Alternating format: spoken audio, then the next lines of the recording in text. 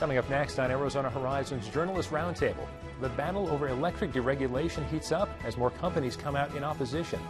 And opponents of Arizona's new campaign contribution limits law file a challenge. Plus, an effort to refer Medicaid expansion to the ballot continues making progress as it enters the final months for signature gathering. Those stories and more next on the Journalist Roundtable. Arizona Horizon is made possible by contributions from the Friends of Eight, members of your Arizona PBS station. Thank you. Good evening and welcome to Arizona Horizon's Journalist Roundtable. I'm Steve Goldstein, in for Ted Simons. Joining me tonight are Mary Jo Pitzel of the Arizona Republic, Howard Fisher of Capital Media Services, and Jeremy Duda of the Arizona Capital Times. The Arizona Corporation Commission is considering whether or not to shake up the monopolies that public utilities have on producing and delivering electricity and bring competition to the state. Howie, to some, that sounds very attractive. To others, a little bit dangerous. Well, we've been down this road before. I think we sat here when Michael Grant was still hosting the show 20 years ago and doing this. The issue comes down to the question of, is competition good? And in general, I think people believe it is. The problem becomes is you have the structure out there. You have power plants that are built, you have transmission lines that are built, and you have a distribution system that only belongs to one person, unless you want 6 or 7 lines going to your house. So the question becomes, if you were to deregulate, which basically means splitting up generation, one charge for that, one charge for the transmission, one charge for distribution, would you do better? There's some experience in some states that suggests that competition is good, but it seems to be for the folks who can negotiate their own rates. The larger clients tend to do fairly well on that. The experiences we've seen in California, however, with price manipulation, have proven suggested otherwise, that folks can then jerry-rig the system in a way that power that you were paying 3 cents a kilowatt hour for is now costing you 17, and that becomes a real problem. And yeah, like you mentioned, we're seeing some of the big power users, your big box stores, they're coming out in support of this. And a lot of folks are already lining up against it, though. AARP is going full bore against this right now. A lot of folks in rural areas, including a lot of conservatives, Speaker Tobin, former State Senator Sylvia Allen, a lot of these people are really lining up against this. And they're worried about, the reliability of that system and what that's going to do for, consumers. I haven't followed this very closely, but does this mean that myself as a consumer, could I choose between APS and SRP? Well, theoretically, you could choose between who generates your electrons. Now, if you're in APS territory, you're still going to have APS delivering, and you're still going to have to pay them a delivery fee. Now, Lord knows what that delivery fee will be, but it'll be probably better if you happen to get APS electrons, and that's been the problem with this kind of thing. And it also comes down to what Jeremy was talking about, where if you already have situations. Mines already do this. If you're a mining operation, you're already negotiating lower rates. You're already negotiating for electrons from perhaps one of these big independent power producers. The problem becomes you and I, with our $200, maybe $300 a month summer bills, we're not going to have anybody fighting for our business. And the Corporation Commission's already taken some steps here, but what I'm wondering is if we're going to see maybe a ballot measure next year, because a lot of the stuff, the Corporation Commission's duties, this is set by the Constitution, and this is what helped kill this the last time around when we started trying this in the 90s and it stretched into the 2000s. Is, if I remember correctly, they were going to continue regulating the regulated utilities, but the new ones, they were going to let the price float on the open market. And this, the court system said you can't do that. The Arizona Constitution says you have to regulate these prices. You can't allow this to float. And so some of the advocates, like the folks at the Goldwater Institute, advocates for deregulation, are suggesting we might need to change the Constitution. Oh, you definitely need to change the Constitution, because you get a rate of return. In order to get a rate of return, you have to determine what is the value of the property. If you have deregulation, all that gets put on its head. Mary Jo, I'm afraid we're going to talk a lot about lawsuits tonight, but let's start out with campaign contribution limits.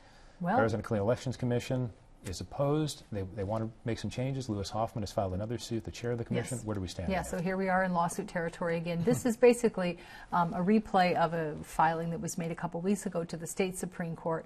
At issue is an elections bill that was passed that significantly raised the contribution limits, that people can donate to candidates and that candidates can receive. And the Citizens Clean Elections Commission, along with the Arizona Advocacy Network, a couple of lawmakers, think that these limits are unconstitutional because the limits or the higher cap violates the Voter Protection Act. The state Supreme Court didn't want to take it up, invited them to go to the lower court, and that's exactly what they did this week. Do we know why the state Supreme Court didn't want to take this? Well, I think No. not really. The actual answer is no, because they don't have to accept original jurisdiction on anything. They did on another case we're going to be talking about dealing with the selection of judges, but they would rather have the case developed down below. I mean, there's a whole bunch of interesting issues here in terms of the law itself does not amend the Clean Elections Act, which is the thing that's voter protected. The only thing the Clean Elections Act said is whatever limits are for publicly or for privately financed candidates, you were going to lower it by 20%. The argument of Lewis Hoffman is, well, de facto, you've affected the balance that people put into place, and you've affected the Clean Elections Act. Now, I think that they'd rather have a trial judge say, okay, let's hear evidence. Let's take a look at what this really means. And then it'll eventually wind up before the Supreme Court. We know that. And we should note that the opponents, the plaintiffs, are also asking for an injunction. They want this put on hold because we are in campaign mode, believe it or not, and actually we're a year away from voting in the 2014 primary, and they want to make sure that the rules are clear as we go into 2014. And September 13th, a very important date. Yeah, that's what I was about to say. Is I remember that this goes into effect in a little under a month and a half, and while most of these candidates probably aren't going to be able to raise money in $4,000 increments, some people are going to start taking advantage of this immediately. And once you start letting people collect that money, if a court comes back a couple of months down the road and says, okay, well, it turns out it's unconstitutional, I'm not really sure how you put the cork back in that bottle. Do you force them to give it back, or do you force? Well, then we're in the situation. Well, my opponent here got $4,000 from a single source. Now I should be able to, so the injunction goes the other way. Well, the U.S. Supreme Court, Mary Jo, took the teeth out of clean elections in the sense of matching funds not there. So many people are worried about even the future of clean elections. How much does the future of clean elections depend on the result of this lawsuit? Oh, I think quite a bit, because clean elections purports to try to even the financial playing field, and matching funds has been out the door for a cycle or two. If you allow a much higher limit for private contributions and you're still capping clean elections, then it's only useful in those basically in those district races that are so heavily dominated by one party that it doesn't matter, you're not going to have to spend a lot of money, or in a lower level statewide race that it's very hard to raise money, for example, to run for state mine inspector. And we've already seen clean elections participation going down, for 3 years now, ever since the Supreme Court, first put that injunction against the matching funds. And what's funny is you look at the plaintiffs who are suing. One of them is a state rep from Tucson, Victoria Steele. She says, well, this affects me because I want to run clean, but if these contribution limits are higher, that makes it harder. But she also ran, she didn't run clean in her election last year. And she said, oh, well, I first wanted to, but I thought I was going to be outspent. So I decided to run traditional instead, which tells you that people maybe already aren't really viewing this as a very viable option to begin with. Howie, let's have wild speculation to end this topic. Yes. If, in fact, clean elections goes away for all intents and purposes, what is going to change about what people have seen? I know it all depends on candidates. I know it all depends on how districts are done. Are we going to see more advantage for one party or another? We're going to see a different kind of candidate? Well, the speculation is you may see less influence by the Tea Party. And the belief is that the quote-unquote moderate to conservative business Republicans are the ones who can go to the chambers, go to all the business groups and get the money they need. The Tea Party folks have gone, many of them, the public funding route and been able to get, a couple of hundred $5 donations, which then hands them a check. And if public financing goes away, then, well, the Republicans will have to go back to the traditional funding sources, which have been the businesses. Jeremy, about a month or so ago, the three of you got to spend a lot of time in a very special session related to Medicaid expansion. There's a Medicaid expansion referendum. What do we know about how momentum is going so far? Not too much. These things don't really usually like to tip their hand on how many signatures they've gotten, no matter whether they're doing well or they're doing really poorly. There's a lot of skepticism out there, and there has been from day one, because this group, the United Republican Alliance of Principled Conservatives, they have really have no money. They have no paid signature gatherers.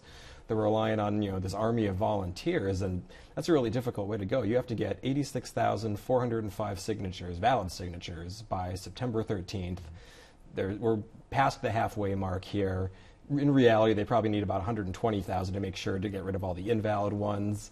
And in the meantime, the opposition, while they're casting doubt on their this referendum, they're spending money wildly.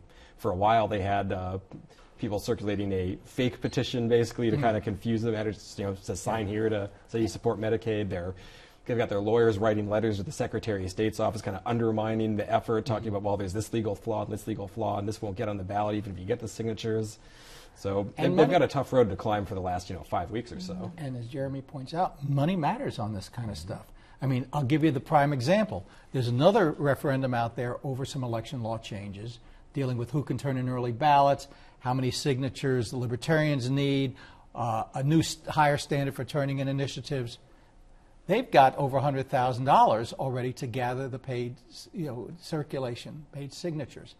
That makes all the difference. They're much more likely to make the ballot than the what is the line from Battlestar Galactica, the ragtag group of survivors or such. And to a certain extent, while there are a lot of conservatives who believe very well, you still need the energy and the money to go out and gather signatures. And if that effort falls flat, and we'll see come mid-September, that's not the end of the story. Everybody is expecting them, most likely, a legal challenge on whether Medicaid expansion was properly passed out of the legislature, because there is a school of thought that this requires, it's a tax increase and it requires a 3/4 vote of the legislature, which it did not have. So does a referendum effort like this, Jeremy, make sense from the standpoint that people have perceptions, at least, of Ron Gould, Frank Antinori, very conservative? Frank Antinori has been deemed by some a loudmouth. Does that hurt legal efforts at all, or does this get in the way of anything like that? Probably not. I mean, not as much as not having really any money and having very well-funded opponents. Because remember, if they do get the signatures somehow, that's also not the end of the story, because this Restoring Arizona group, which is the governor's allies with the Chamber of Commerce and the hospitals, they're taking them to court. These letters, that they're sending to the Secretary of State, they're partly meant to just kind of dissuade people from signing in the first place, as their spokesman told me, just to show people that it's an amateur hour operation. But they're laying the groundwork. They're going to take these people to court on these things and try and keep them off the ballot on these grounds and a number of other grounds, if they actually get these signatures. Howie, another initiative. Are we going to be ending up driving on toll roads in Maricopa County or not, to thin that traffic in the HOV lanes? Well, this has been a fight that's been around for years. Us folks out west have never particularly liked turnpikes and such. But there's been experiments in some other cities. Go to San Diego, you go to LA, you go to Denver, and there are toll lanes that have been put in. Some of these have been put in independently. They're actually constructed for that purpose. The question here is, do we take the HOV lanes we have and put a toll on them as part of a plan to add capacity, to perhaps put another HOV lane on there? The argument is, now wait a second, we're putting a toll on driving in a lane that we've already paid for. So tell me exactly how that's fair. This isn't new construction. This isn't paying off some bond. This is raising money to expand capacity. And there's a kind of gut feeling that unless you're either in a high-capacity vehicle, or like my good friend Mary Jo here, happen to drive a Prius and get to drive in the lane there, why should we be paying for that? Yeah, but this is a referendum. It was just filed earlier this week. They've got to gather a bunch of signatures to get this on the ballot and sort of make a preemptive move against toll roads. And one of the biggest interests in this, which is the Trucking Association, they're not playing in this. They're not going to fund this. So we'll see if it goes anywhere. It's more an expression of frustration and distaste for toll roads. Let's briefly look back in history a little bit. When Governor Napolitano was in office, there was the Time Coalition, which was going to have this great transportation plan. Gas tax presumably will not go up. We had a bus strike in the Southeast Valley. Is there talk at the Capitol, Mary Jo, that there will be some sort of big transportation thing coming down the pike? Yes, I think that's going to be we had Prop 204 to try to keep the money flowing for education, that fell flat. Well, part of that effort included money for infrastructure, i.e. roads and transit. I think we're going to see a big push from that infrastructure sector saying we don't have enough money to do what we need to do. And that's the key. The gas tax has been at 18 cents. You know, there was a point back in the Babbitt administration where they said, let's just make it a percentage of the cost of gas. And people said, oh my God, you can't do that. And well, that was when gas was 75 cents a gallon. I'm showing my age here. But the fact is that if you have a flat 18 cents, a flat 18 and change for federal tax, so the highway fund there hasn't generated it. The Proposition 400 here in Maricopa County, depending on sales tax, we know what's happened to sales tax revenues. And they're somewhere like 40% short of where they should be in funding. But I think if this happens, it'll be something that'll be brought before the voters, you know. And it does just raise the question: does Arizona have the money to take care of its needs? Right. You know, I mean, there's a sector that thinks we're not doing enough on education, including apparently Superintendent John Huppenthal. Now, increasingly, we're going to be hearing this from the infrastructure folks, and you know, we've already heard CPS saying we don't have enough money, you know, for child welfare. Now, the likelihood is that sometime in the next few years, we probably are going to see some kind of toll roads, though. Remember that the Department of Transportation, the Maricopa Association of Governments, they've been working on this for a few years now. The legislature passed a bill in 2009 that authorized ADOT to start looking at this. They've now, the Maricopa Association of Governments, they've been working on this, you know, study for 2 years now, going, you know, no real word on how much longer that's going to take, but that's one of the things they are considering, is they're not sure whether it'll be new roads and new lanes or taking pre-existing roads and converting them. But the problem becomes that if you're going to do a toll road, there's essentially a sense that there ought to be an alternative to it. In other words, that if you don't want to use a toll, which is part of the reason the South Mountain Freeway, well, part of the reason South Mountain Freeway isn't being considered as a toll road other than some logistical issues. So what does that leave? The proposed I-11 on the way to Las Vegas or something? There aren't a lot of opportunities for building toll roads here, unless you want to construct entirely new elevated lanes on I-17, but the structural cost of that for an express lane there is just phenomenal. So many people are giving low grades to Arizona's transportation system. Howie, nice segue. Thank you. I needed one. So new grades came out as far as schools, as far as Ames test scores.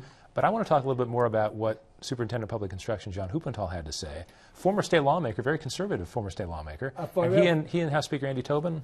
Well, a former state lawmaker who for years said, you know, money doesn't matter to schools. We can just do more with less. What was fascinating is he talked about the fact there's a slight increase in Ames scores, a slight increase in school scores. And he said, and that's pretty good given the money we've got and the financial problems, which led to the question, of course, of, so why aren't you at the legislature? And he has been conspicuously absent from the legislature. All of a sudden he said, well, you know, that inflation funding that we haven't given them, we should not only give it to them, we should backfill the money we're giving them. And then he went off and took a slap at what he called corporate giveaways, you know, special interest legislation, special incentives to lure a company, calling them corrupt. Well, Mr. Tobin, as House Speaker, was, shall we say, less than amused. He's basically said, you know, hey, if John wants to set policy, let him come back to the legislature here. And, you know, that the way, and even the governor's office said the way you get your revenues is by building jobs. But it suggests that all of a sudden John, who's been hiding, is suddenly interested in raising his profile. Right, and it also suggests that, you know, a couple of things. Either things look differently when you move across the street from the legislature and into the Department of Education building, or also there is an election coming up next year, and he is going to stand for re-election and wants to be seen as a champion for schools. So to have that voice, but we did not hear that during Prop 204, the big campaign to, you know, do we keep the penny tax going for education? He refused to take a stand. The highest elected education official in the state would not take a position because he figured, he said later, he couldn't win either way. Well, is this about winning or is this about education? Jeremy, speaking of elections, Fred Duvall is considered by many to be the front runner to a Democratic gubernatorial nomination. Apparently, Republicans don't find him to be especially interesting. Apparently not. Well, first they kind of crowned him as the Democratic nominee about a week ago, even though he's, you know, very well maybe still be facing a primary challenge from House Minority Leader Chad Campbell. But they sent out an email, you know, dubbing him the most uninteresting man in the world, playing off of our favorite Dos Equis ad campaign. this was based on an informal focus group that turned out to be a group of, AZ GOP party staffers and their relatives. But talk about how he has, he's a lobbyist. He was, he worked for the federal government, so he's a federal bureaucrat. He actually does have a pretty extensive resume, ironically. But Deval actually used this to his advantage. He sent out fundraising emails. They actually ended up raising almost $12,000 off of this, and they sent a thank you card to the state Republican Party, along with a case of Dos Equis. Excellent. And the beard is a good look for him. Yeah, it's nice. It's Fred Deval's face with the Dos Equis guy's beard, and so they had some fun. Well, Fred is not exactly a ball of fire. Sorry, Fred. But it'll develop. He'll get into it. He's going to have to get into it if he really wants to be seen out there and raise his name ID. And Mary Jo, briefly, Chad Campbell, we still expect him to. Is he still testing the waters? Do we think Fred Deval has the path by himself?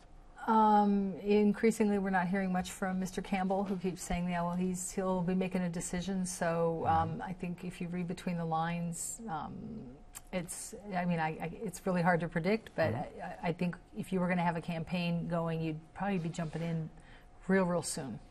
Ironically, what I've heard from some Republicans is complaining about what the Republican Party did, saying, "Why are you giving this guy name ID and giving him media attention?" Almost a year and a half before the race. It's early. There's no need for that. And the other half of it, of course, is, the Republicans do have some interesting candidates. Yes. You've got Al Melvin, who's, into basically getting rid of federal laws. You've got Andy Thomas, who is disbarred. So is interesting better. Do they fit in a Dos Equis ad, though? Right. Ooh, I like it. Al Melvin. Guys, thanks for a very interesting discussion. Thank you. Thank you very much for watching Arizona Horizon tonight. Ted will be back on Monday. Have a great weekend.